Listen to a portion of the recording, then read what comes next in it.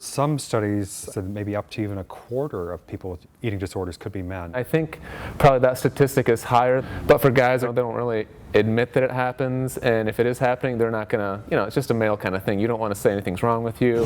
The line that got them was, you're 12 years old and sex is legal. What do people do? Why do they get rejected instead of hired? Oh my goodness, they do all kinds of crazy things. I've had somebody who came in and actually answered a call in the middle of an interview.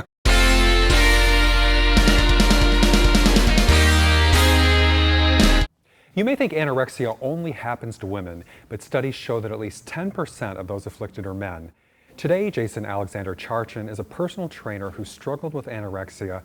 He tells you how he turned it around and adopted a healthy lifestyle and got in top shape. Then singer Charlene Oliver, known for her 80s hit I've Never Been to Me. She reflects on the ups and downs of the music business in her new autobiography. And later in the show, HR expert Abby Kohut has helped hire 10,000 people. But along the way, she's seen a lot of people not get the job. She tells you how to not be one of those people passed by. But up first, Jason Alexander Charchan. Great to have you here today, Jason. Pleasure to be here. So I was reading various statistics, but I guess what they say is that anorexia affects 1% of the population, and about 9 out of 10 people with anorexia are female. I've heard some studies, I think one done by Harvard a few years ago, said maybe up to even a quarter of people with these eating disorders could be men. Mm-hmm. But you were one of them. Yeah, it was a struggle, and I think probably that statistic is higher than what you see in documented, because it's not something that most people are, for women, I mean, it's not really an acceptable thing, but I think for women it's more kind of like, oh, this happens to women. But for guys, they're kind of like, they don't really admit that it happens, and if it is happening, they're not gonna, it's just a male kind of thing. You don't want to say anything's wrong with you or anything like that. Kind of keep it hidden. Now, how did this start? You were, I mean, it's hard to believe now looking at you, but you were actually overweight when you were younger. Yeah, I was, right now I'm about 6 foot and 180, and when I was younger I was about 5, obviously I'm pretty lean now, but I was about 5'9", and I was, I had a little bit of muscle, but not much at all, and I was just kind of like about 195. 195. And I just got teased a lot by kids, and I was the kind of kid. And how old are we talking? 14. 14. Okay. Yeah, so now I'm 28, so it's about half, right in the middle of my life, about half my life. And so in those brutal teen years when... Yeah. Those are the worst. Those are the worst. The kids tease you, and I was always that kid who didn't fight back, who just kind of took the abuse, and instead of kind of like fighting back, I'm like, oh, I'm gonna prove all these kids wrong, I'm gonna lose all this weight, I'm gonna come back, and the world is gonna be great. Everything's gonna be amazing. Nobody's gonna tease me. Everybody's gonna like me. And so, pardon my saying it, but you just became like a maniac, right? I mean, with working out and dieting. Yeah. So I kind of hit the final straw when I went for a medical visit to my doctor in May. And he even told me, he's like, you know what, like, it's really easy for you to gain weight. It's always going to be a problem in your entire life. Wow. And I was just like, it was kind of like I have this need to like prove people wrong. So you got the kids teasing you, you got the doctor telling you. Yeah, everybody's saying like, you're going to be fat, like you're fat, like, So I'm just like, I'm just going to prove everybody wrong. Wow. So I started the next day, I had 3 oranges, and that's all I ate all day, and I exercised for 3 hours that day. 3 hours. And then I'm like, I didn't think I could do this, but this really isn't that hard. So I kept going like that, and I ended up doing that for about, I had more than an orange, I had about 500 calories a day. But I did that for 6 weeks, and I ended up losing 55, 60 pounds over that time frame. And it was to the point where I was just like, it was such a euphoric, amazing feeling that I got from losing that weight and kind of feeling like I'm proving everyone wrong. No offense, but I want to say, hell, I need that diet. But okay, I'm sorry not to make light of it. But yeah. But so you lost 55 pounds? Yeah, it was, and when you're in that situation, you don't, like when you see yourself, like many other anorexics, when you see yourself in the mirror, you don't see what everybody else sees, Like everybody else is always asking, people are, my family, my friends are like, what's wrong with you and all this stuff, and I really tried to avoid doing anything, like I didn't hang out with friends, I didn't do anything social at all, because I didn't want people to see what was happening to me and to have to question me and ask me what was going on. So I like put myself in this box, and that just made it worse. So even once you lost the weight then, or just while you were losing the weight? Well, while I was losing the weight, it was perfect because it was during summer vacation from school, and I wasn't working, so there was like a 3-month period where, I could pretty much do whatever, I'd talk to whoever I wanted. So during that time frame, I just kind of like put myself in this box, and, finally got to the point where, like, I couldn't make myself eat enough food, and it didn't. So then you were just hooked. I mean, you didn't, once you lost it, you just didn't want to risk gaining anything back. It was so, like, I felt that I worked so hard to do that I would do anything necessary to prevent myself from gaining any weight back. Oh. And that's when the problem really started. Right. I mean, besides the rapid weight loss, but just then you just weren't even eating enough to maintain just a regular. Yeah, at that point, I mean, it's all, you know, it's all in your head at that point. You know what I mean? You have to, and I knew nothing about nutrition and exercise at the time, so I had no idea how many calories it took to maintain your weight and all this other stuff. I think if I had a better understanding of that, I may have been, I may have eaten a little bit more, but I was like, oh wait, so I burn off this many calories when I exercise, so I'm going to eat this many, so it's less than that. And it was just, I just didn't know what I was doing, and just got out of control. What was people's reaction when they saw you then, after the summer was over? Were people shocked when they... That's a really good point. It was really a mixed reaction. Like, a lot of people were like, wow, you look amazing. And that was kind of the reaction, of course, that I was really looking for. Whereas other people are like what happened to you? And you know what I mean? Like this. And then other people were actually starting rumors about me that, like, I remember I was in phys ed class when I went back to school, and I remember one of the phys ed teacher came up to me. He's like, one of the other kids said that you were like throwing up in the toilet in the locker room. And like I had never been bulimic. That's when you make yourself vomit. So you never did anything like that? No. And but people were just like starting rumors and all this weird stuff, because I think they started the rumors because they didn't really know what was up with me, because I didn't disclose what was going on. I'm just like, oh, I just started exercising and started watching. That's what I told people. I didn't, it's not something you typically want to volunteer and tell the whole world about. You know what I mean? It takes time to get to that point. Like now, I'm totally much more comfortable about it now, because I feel I've, for the most part, overcome it. I'm comfortable to talk about it, but at the time, it's, you don't want to broadcast that to people. Sure. It's a pretty private thing. And again, still in school with all the sharks around.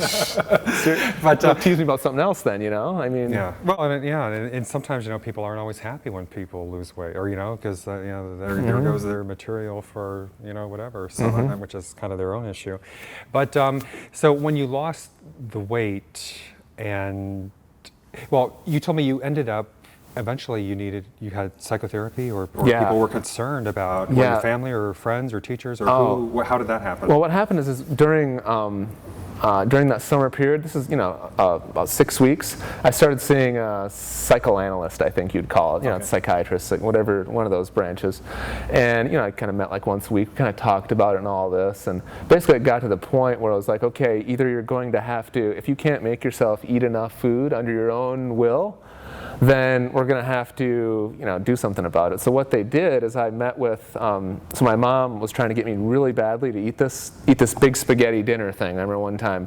And what happened to have this meeting with the psychologist right afterwards. And of course I wouldn't eat it, I couldn't make myself do it. And she was like, for some reason she was like really trying to get me to do it. And I didn't really understand why at the time, because they didn't tell me exactly what they were doing.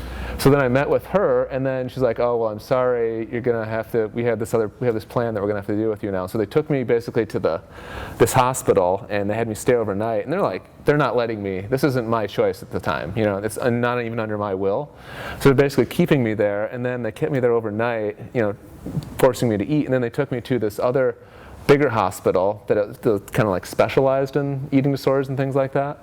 And I was there for a week, and it was kind of like this 24/7 surveillance thing. Like I couldn't even have my bathroom door. I couldn't even go to the bathroom with the door open, because they think that I'd like try to vomit or something along those lines, just to make sure that I was recovering and all that. So. Well, I'm sorry, we're almost out of time. Sure. So how did you eventually get to a more normal? I mean, how did you get from there to here?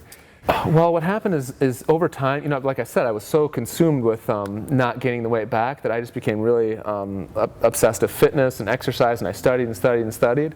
And eventually I started doing resistance training and weightlifting, and I found that right off the bat, like I'd never done it before, right off the bat I got a really good result from doing that. So I became hooked on resistance training.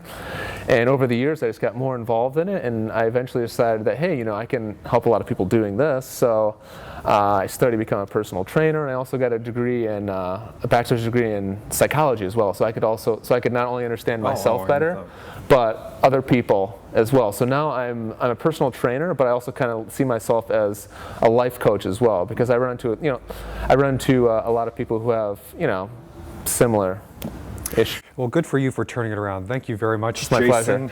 We'll be right back.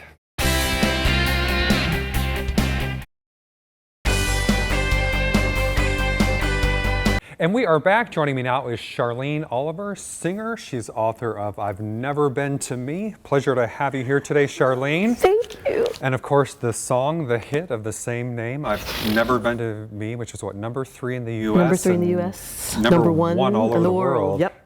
Well, I've known that song very well. I've heard it so much over the years. Yeah. So it's fun to meet you in person. Isn't this fun? I love it. But it was interesting hearing the backstory about that, because first of all, #1, it almost didn't happen, right? I mean, I recorded it in '76, okay? And Motown released it, really didn't do much with it.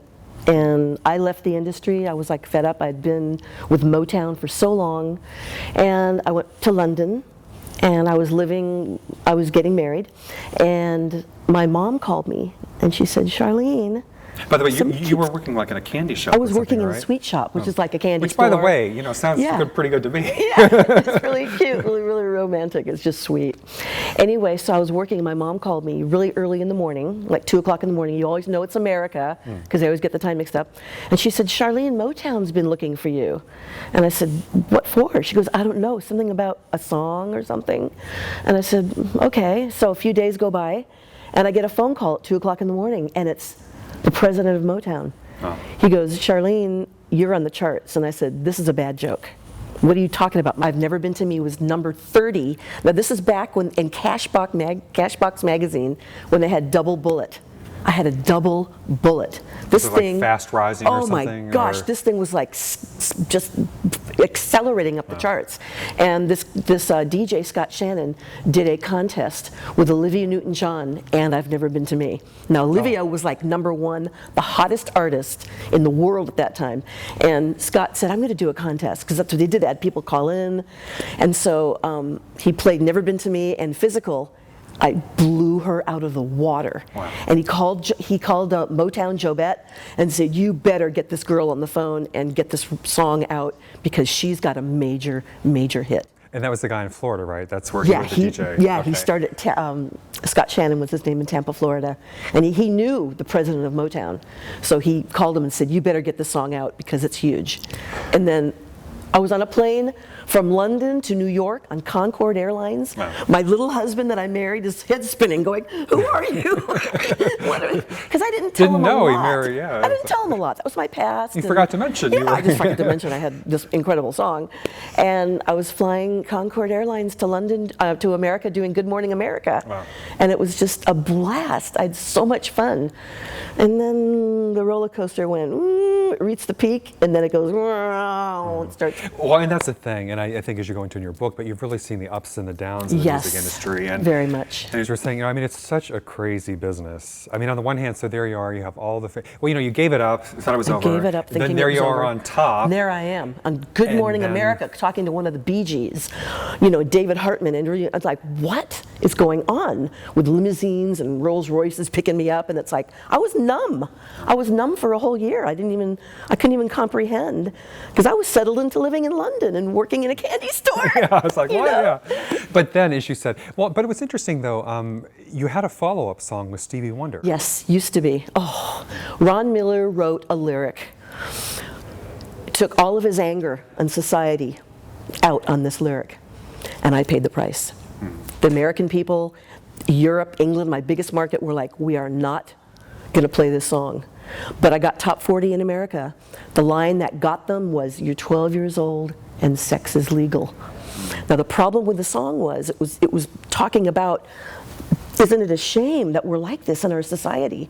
It wasn't condoning it, but everybody took it the wrong way. So. And so that was pretty much, I'm going to say, the nail in the that coffin. Was but the after nail that, in the there was coffin. kind of, yeah. Yeah. But I want to say something about that song because, I wasn't familiar with it, even though it was Stevie Wonder and stuff. And I YouTubed it and I listened to it. And by the way, I honestly think I may like it better than I've Never Been Are you Me. kidding? I think you were ahead of your time. Yeah. If you did that song Ron today, Ron Miller. that song was like today with the school shootings and terrorism. If you watch that song, it's a beautiful song and my it's so gosh. perfect. Used but to I can be- see, but it was social criticism. It was at social a time, I guess, criticism. during what it was. Relax, be happy, or whatever. Yeah, whatever And- it was in that era. But I it's don't just remember. so true. I Yeah. mean, if you listen to talk shows or the morning CNN, I mean, it's Yep. the kind of stuff Yep. that you see all the Yep. time on there. So I just feel like you were 20 years ahead of your 20 time. years ahead, I know. And Stevie, when I saw him, it was quite a while ago, but he said to me, he said, Charlene, when are we going to do another song?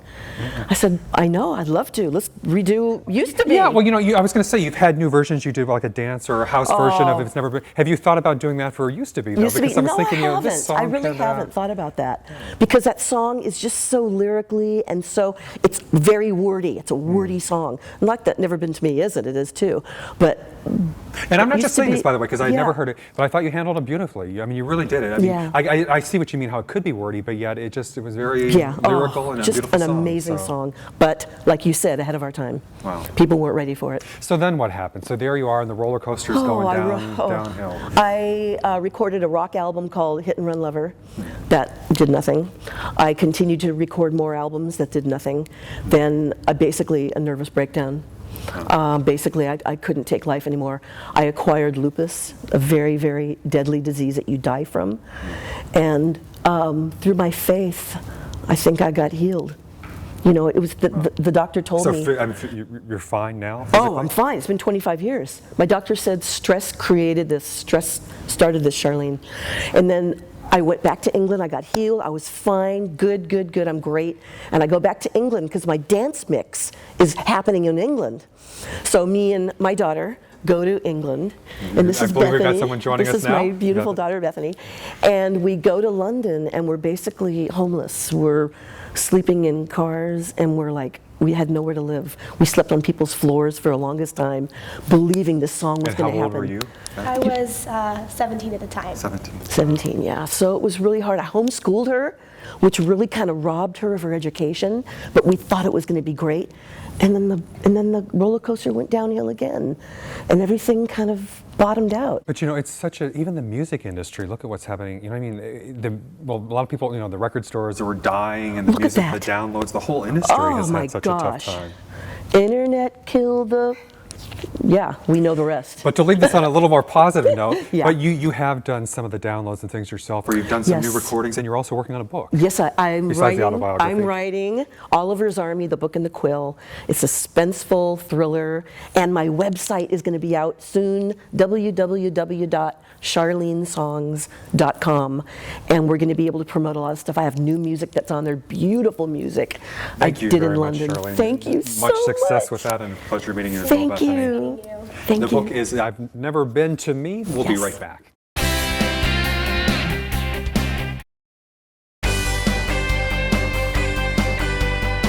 And we are back. Joining me now is Abby Kohut, PR expert. She is author of Absolutely Abby's 101 Job Search Secrets. Great to have you here today, Abby. Thanks for having me, Greg.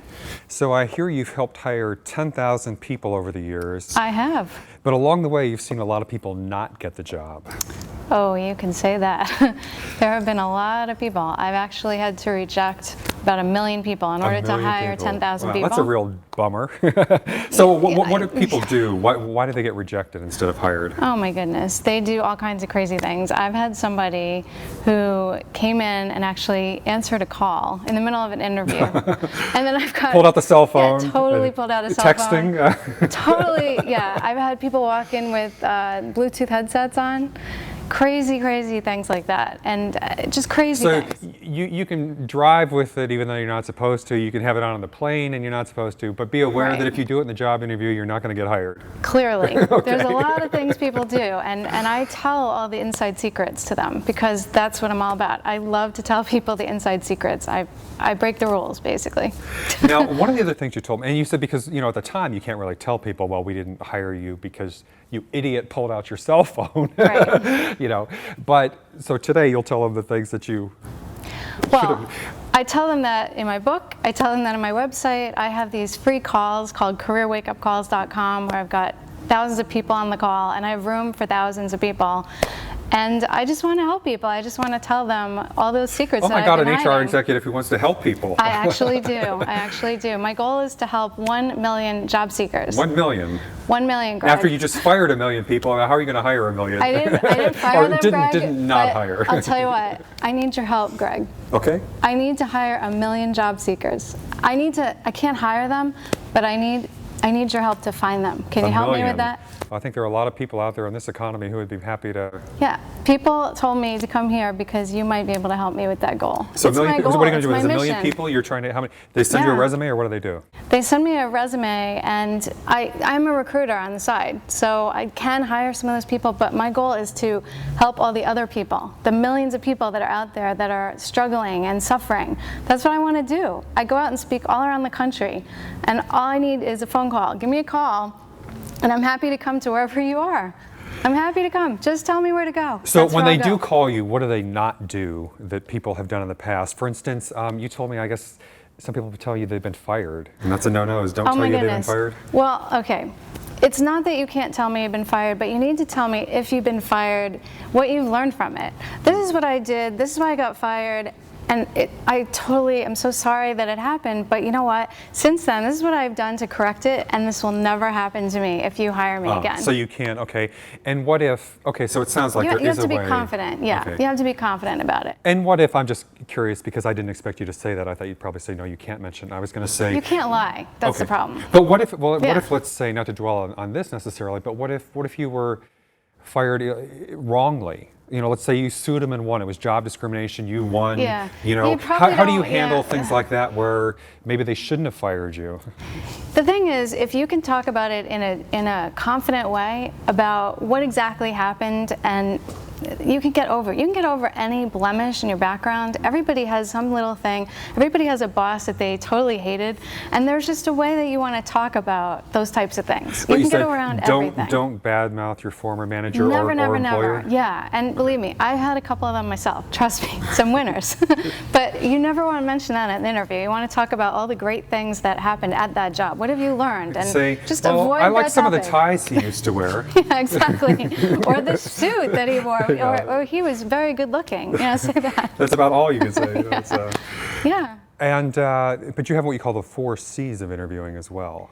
Yeah. What are the 4 C's? Well, you definitely want to be confident, and you definitely want to be committed, and there's a host of other things that you want to do, and it's all about getting on the interview and being very confident and talking about your accomplishments and tell me why I should hire you and not everybody else with the same resume. And what if you don't have any experience? You know what I mean? Like Yeah. you're maybe a smart person, have a great background, but you're trying to get into a new field, or I think you talk about that a bit, you know, how you... Yes, well, if you have experience in one field and you're trying to get into another field, you have to be able to tell me, how do these skills that you have translate into the real world? It's the same thing for a college grad. They don't necessarily have real work experience, but they do have maybe some volunteer experience, some internships where they've done some work. And you need to be able to translate that into real world experience and say, when I did this internship, I learned this and I did this, that sort of thing. Okay. Well, we've already talked about some touchy subjects, but I know you have another section specifically on touchy subjects. So what are some of the other things you have to kind of dance your way around as... Well, you definitely want to be careful about sports issues. So let's say that I'm from the Northeast, so we have the Mets and the Yankees, right? And so you don't want to walk around the office while you're walking down the hall to the interview and talk about what a great Met game and those Mets are great until you know whether the person on the other side of the desk is a Yankee fan or Met fan. Exactly, yeah. You just don't want to do that. So you want to be very careful with that, and religion and politics. You don't want to necessarily show your true colors before you know what the other person's true colors are. And yet, there's also a mentality, I think, that when people go into the interviewing, you think that they always have the upper hand, but yet it is appropriate to also interview them or ask them some questions that maybe, you know, is it a good fit for you? Oh, my goodness, yes, you absolutely, the candidates need to come in and ask questions. They need to prepare a bunch of questions to ask, definitely. And I guess if you don't, Yeah. that's probably a bad sign too. It's, yeah, and people usually ask silly questions like, what's the process? I want you to ask detailed questions about the job and the company and the hiring manager and that sort Where's of the thing. nearest Starbucks? Oh, Yeah, sorry. no, don't ask that. Well, thank you very much. Absolutely, Abby. Thank you very 101 much. job search secrets, and you're going to hire 1 million people. Huh? Yeah, go to absolutelyabby.com and you'll get on my free conference call. Thanks everybody for watching. We'll see you next time.